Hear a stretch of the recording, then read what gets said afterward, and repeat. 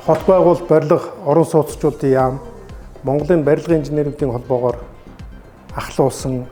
барилгын салбарын 9 төрлийн бус байгууллагатай төрийн зарим чиг үүргийг бусдаар гүйцэтгүүлэх энэ ажлын хүрээнд төр хувийн хэвшлийн түншлэлийн хүрээнд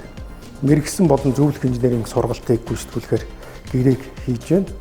Монголын барилгачид дэлхийн түвшинд олон улсын хэмжээнд өрсөлдөж чадах байсан болж Монгол орон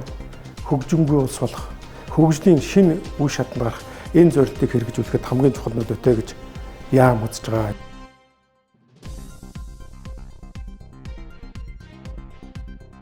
Монголын барилгын инженерүүдийн холбоо ахалсан мэрэгжлийн холбоодын түншлэлд одоо энэ төрийн чиг үүрэг буюу энэ давтан сургалтын мэрэгжлийн тогтолцоог хэрэгжүүлэх үүрэг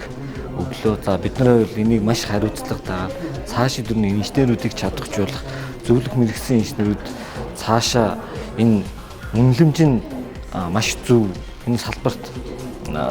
ажиллах нөхцөлд нь энэ үнэлэмж өөрөө зөвхөн тусгай зөвшөөрөлч гэдэг юм уу те энэ асуудал төр хэрэг болтгоо энэ хүний чадамжийг үнэлдэг тийм тогтолцоо руу оруулнаа гэсэн бид нар зорилготой ажилланаа.